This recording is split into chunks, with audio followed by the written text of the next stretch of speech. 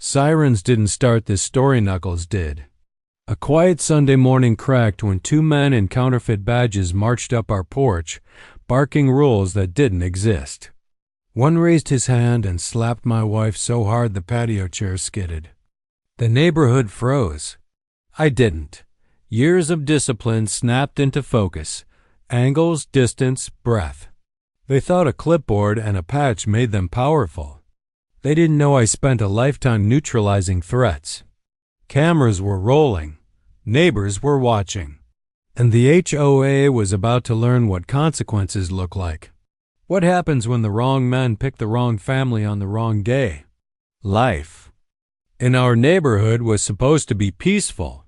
The kind of suburban calm where lawns were trimmed just right, kids biked in cul-de-sacs until the streetlights flickered on, and neighbors waved across driveways as if they'd known each other. For decades. My wife and I had chosen this community for that very reason. After years of moving from base to base, I wanted her to finally have a sense of stability, a place where roses could climb fences without being cut down by orders, where mornings started with coffee on the porch rather than deployment schedules. On the surface, it looked perfect. A gated community, manicured hedges, and a homeowners association that prided itself on keeping everything uniform. The HOA board was made up of a handful of self-appointed watchdogs who believed their word carried the weight of law. To most neighbors, they were an annoyance demanding that trash bins be hidden at specific angles or that mailboxes shine like polished chrome. Petty, yes, but tolerable if you wanted the peace of mind that came with security patrols and a neatly ordered community. I should have recognized early on that their control was more than a hobby, it was an obsession. The first letter we received wasn't about anything major. Just a gentle reminder that the potted plants by our entryway didn't match the approved exterior decor guidelines. It sounded ridiculous, but I brushed it off. We'd been through worse. My wife rolled her eyes, and we laughed about how some people had too much time on their hands. But then came the second letter, and the third. Each one written with a sharper tone. Each one hinting that failure to comply would result in fines, penalties, or further action. My wife started to worry. She didn't like conflict. She wanted the home to be our safe place, not another battlefield. I reassured her. These people don't scare me, I said, and I meant it. Years of military service had hardened me against threats, real threats. But I underestimated the lengths small people will go when they crave power. HOA board wasn't content with letters. They began showing up unannounced. Sometimes they'd stand at the edge of our yard, clipboards in hand, jotting notes as if cataloging evidence. Other times they'd corner my wife in the driveway, nitpicking the color of seasonal flowers or the placement of our welcome mat. Always smiling, but with a venom that seeped through every word.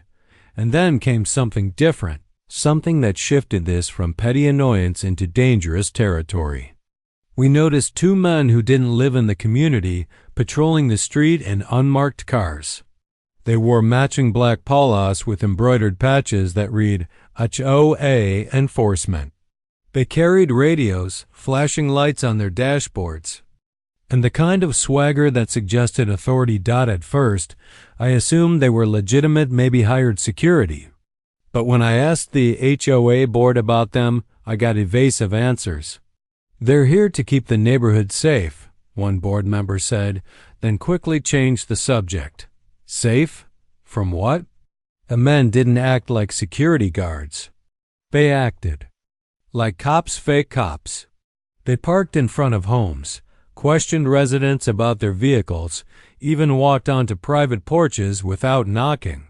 One evening, my wife came inside pale and shaken.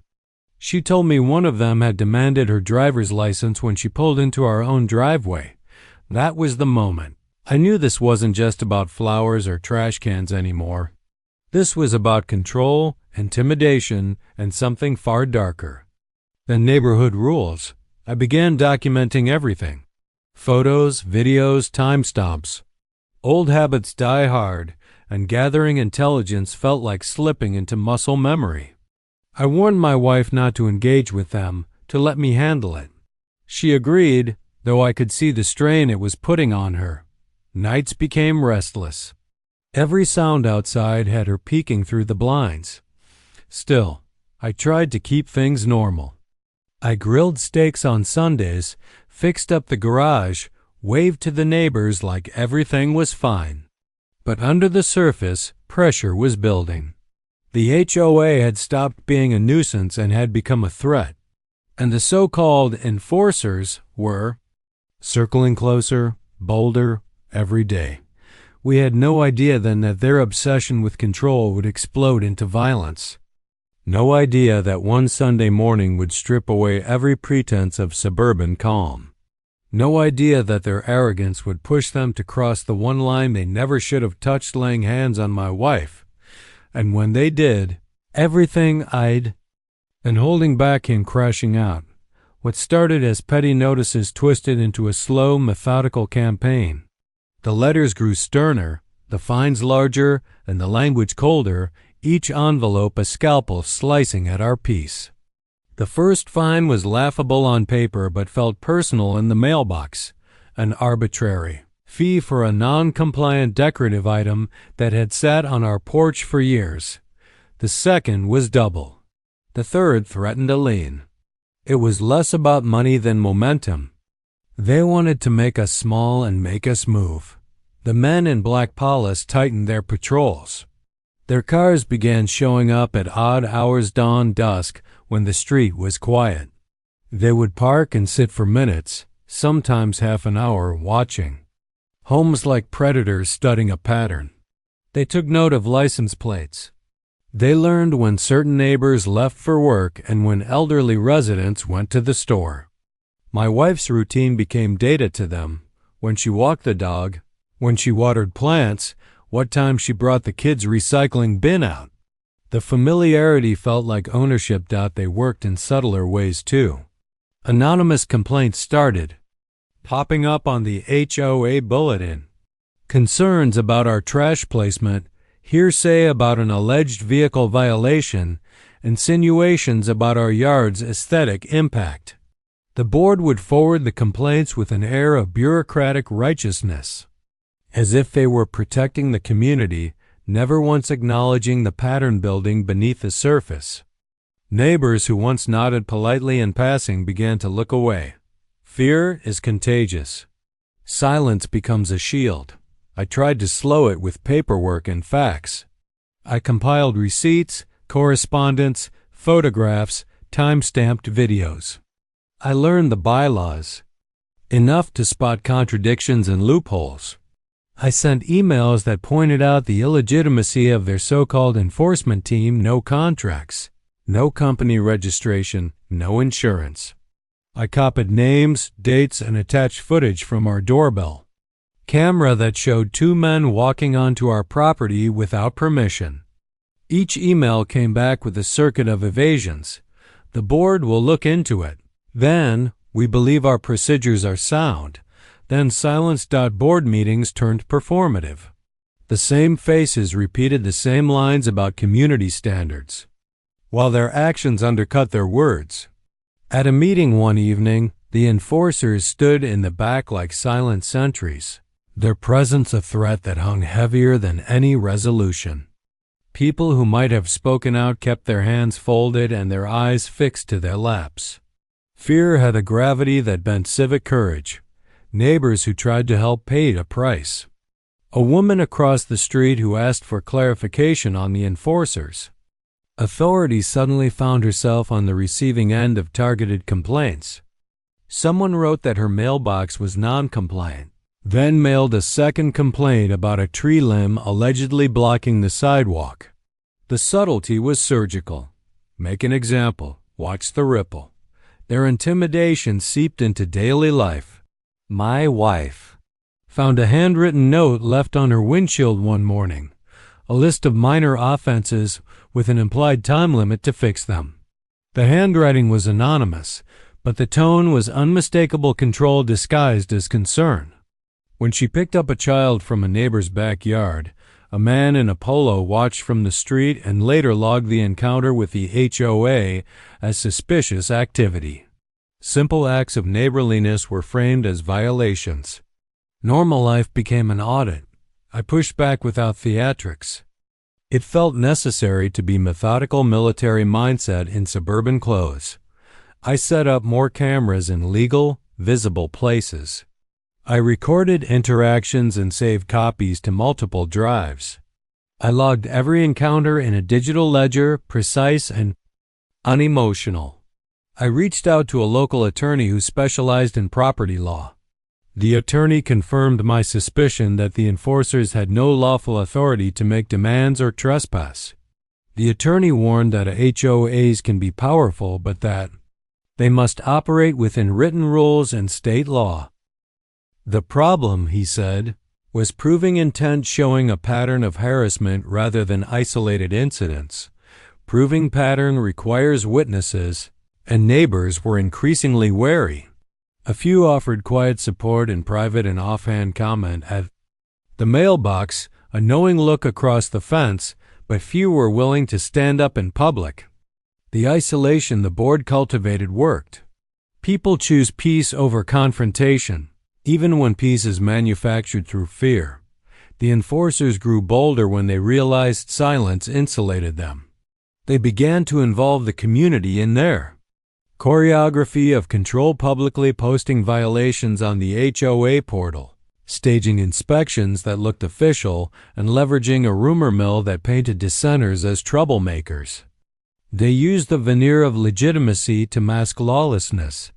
Badges that weren't issued by any authority, clipboards filled with forms that meant nothing in a court of law but everything in the court of public opinion, pressure mounted at home. My wife became meticulous in her movements, double-checking that curtains were closed, delaying afternoon walks, avoiding interactions at the mailbox. The smallest freedoms became risks. At night, the house was quiet in a way that felt unnatural. A hush-hush not by contentment but by caution. Our friends stopped dropping by unplanned. The community that had once promised sanctuary now felt like a field of tripwires, and yet the enforcers still pushed. They escalated from notes and fines to confrontation.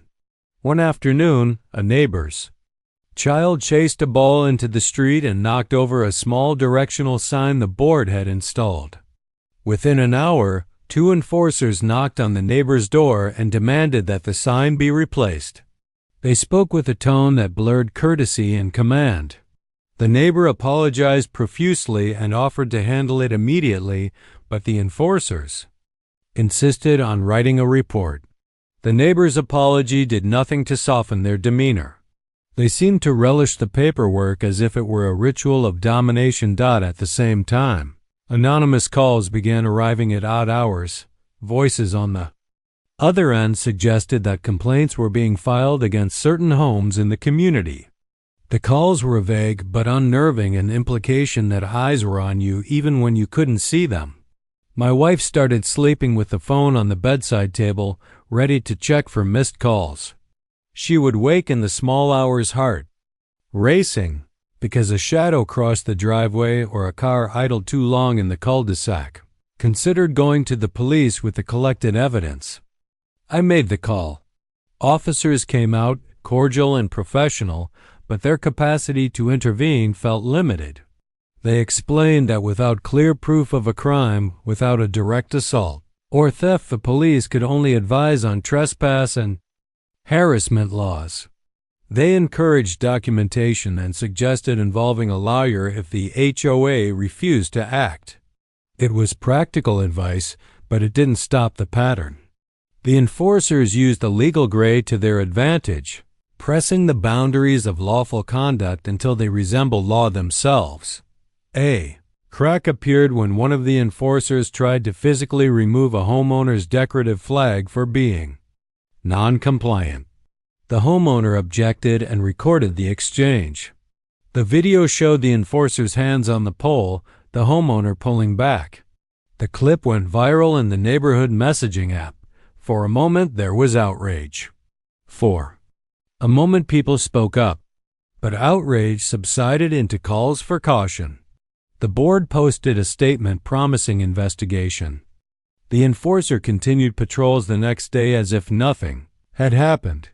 Tension mounted like pressure in a sealed container. More letters, more patrols, more thinly veiled threats that life would be made difficult for those who resisted. My restraint. Frayed. My training told me how to respond to threats, how to neutralize them efficiently and without fanfare. My heart wanted to move like that, swift and final. My head kept pulling back, cataloging evidence instead of escalating force. I told myself to be patient, that illegal and public dismantling would be more devastating to them long-term than any single act of retaliation, but patience has limits. There is a point where calculated response becomes impotent, and where the person on the receiving end must act to protect what's sacred. That point arrived slowly, like thunder building on the horizon, an undercurrent of menace that grew louder each day until it filled the air. And then, one ordinary Sunday morning, the ordinary rules of play ended. The men with fake patches walked up our porch again, this time with an arrogance that suggested they believed no one would stop them. The camera hummed, the neighborhood watched from behind blinds, and my wife answered the door. What happened next would strip away every polite pretense and force the whole community to choose a side. The knock wasn't polite. It rattled a door frame, sharp and deliberate. My wife had just set her coffee down, sunlight warming the kitchen tile, when she pulled the handle and stepped onto the porch. 2 men in black polo stood there, their embroidered HOA enforcement patches glinting like cheap theater props. Clipboards in hand, radios clipped to belts, they looked the part of authority until you looked closer. One began barking about a non-compliant violation and fines overdue. The other stood too close, his posture designed to intimidate. My wife, steady but firm, asked them to leave our property. She had asked before. This time, the refusal wasn't verbal. The taller one smirked, raised his hand, and in a motion too quick for thought, slapped her across the face. The crack of palm on skin echoed down the quiet street. She staggered back, one hand clutching her cheek, her eyes wide with shock and disbelief. The world narrowed to a tunnel. Years of training coiled tight inside me snapped loose in an instant. My chair scraped back as I surged forward, every nerve firing with precision born from combat and discipline. Distance measured itself in fractions. Angles calculated without thought. The first man never saw my fist until his nose shattered under the impact. He collapsed like a marionette with its strings cut, gasping against the concrete. The second swung wildly, a sloppy arc born of panic. Not skill. I slipped under it, pivoted, and drove my shoulder into his chest. His radio clattered onto the porch. I followed with a strike to the gut, then a knee that dropped him flat beside his partner. Neighbors froze at their windows. Some phones were already recording, curtains half drawn. The HOA's private intimidation squad lay groaning in the dirt, their badges of authority scattered like broken toys. My wife stood behind me, still trembling, but her fear had shifted to something sharper: vindication. I planted my feet, shoulders squared, scanning for any further threat. For years I'd restrained myself, documenting, logging, waiting for rules and process to prevail. But when they crossed the line, when they touched my wife, the rules changed. The HOA wanted control. They got consequences instead. And as sirens finally pierced the quiet morning, the balance of power in our neighborhood shifted forever. The sirens cut through the morning air, growing louder until red and blue light flooded the cul-de-sac. Neighbors who had been peeking through blinds now stepped outside, phones raised, murmuring to each other in disbelief. Some whispered about what they had just seen. Others stood in open silence, shock etched on their faces. The two fake HOA enforcers groaned on the ground, still clutching their injuries. Police officers swept in, separating everyone quickly.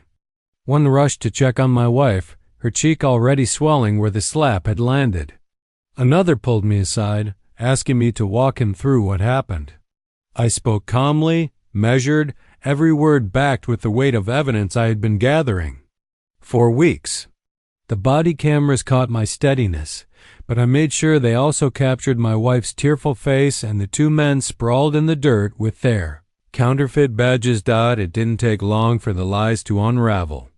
The enforcers had no contracts, no state licenses, no security permits, nothing but cheap uniforms and a misplaced sense of power. Their radios were for show, their badges purchased online. The HOA board had authorized them informally, without paperwork, as a special community safety initiative. In reality, it was nothing more than vigilantism wrapped in polyester. Neighbors began stepping forward, one by one, emboldened by the sight of real police standing between them and the HOA as intimidation tactics. Stories poured out about late-night visits, threatening notes, bogus fines, even whispered rumors of retaliation against those who questioned the board. The officers listened, scribbling down statements, shaking their heads as the pattern became undeniable. What once felt like isolated harassment was now revealed as systematic abuse. The board president, summoned from his home, tried to put on a show of authority. He spoke about community standards and maintaining order, but his voice wavered when officers asked him to produce written contracts for the so-called enforcement team. His stammering excuses only deepened the suspicion, and the crowd that had gathered outside began to murmur louder. That day marked the board's collapse. Police cuffed the two imposters for trespassing and assault. My wife's slap alone guaranteed charges, but combined with the false representation of authority, their situation grew worse by the hour. Officers promised further investigation into fraud and impersonation. The board members weren't arrested on the spot, but subpoenas and lawsuits followed swiftly. In the weeks that followed, the community turned. Where once fear had kept people silent, now outrage became fuel. Neighbors who had stayed quiet out of self-preservation now spoke up at emergency meetings. Videos circulated across local media footage of the confrontation, interviews with frightened residents, even recordings I had stored of past harassment. Reporters latched onto the story. Fake HO, a police-terrorized neighborhood. Public pressure became relentless. The HOA board dissolved within a month, its members resigning under legal scrutiny and social humiliation. A court-appointed receiver stepped in to audit the finances. That audit revealed misused funds, backroom deals, and expenses funneled into security services that were never authorized by the community at large. Civil suits mounted, and the once arrogant board members found themselves explaining their actions not in manicured meetings, but in front of judges. As for the enforcers, their attempt at intimidation ended in conviction. Assault, impersonation, trespassing, they faced it all. Their smug swagger was replaced by orange jumpsuits and court transcripts that will follow them for years. For my wife, healing was both physical and emotional. The swelling on her cheek faded, but the memory of that slap, the violation, the humiliation took longer to fade. Yet with every neighbor who came by to thank her for her courage, with every apology from those who once stayed silent, her strength grew back. She carried herself differently, not as someone marked by victimhood, but as the spark that burned down corruption. The community began to stitch itself back together. Without the board's heavy hand, neighbors started organizing genuinely volunteer committees for safety, potlucks in the park, casual check-ins instead of clipboard patrols. Kids rode their bikes again without glances over their shoulders. Mailboxes no longer gleamed from mandated polish, but from residents actually caring for them.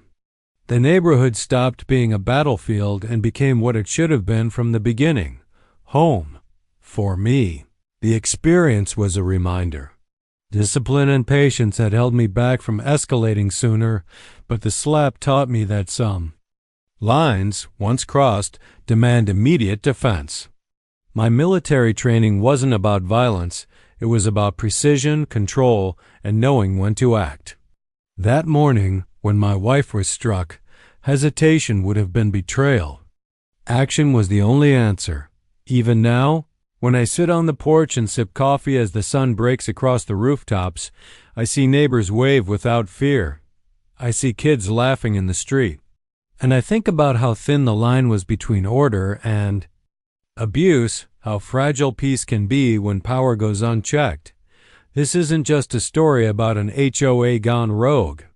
It's about what happens when ordinary people give silence to small injustices until those injustices grow teeth.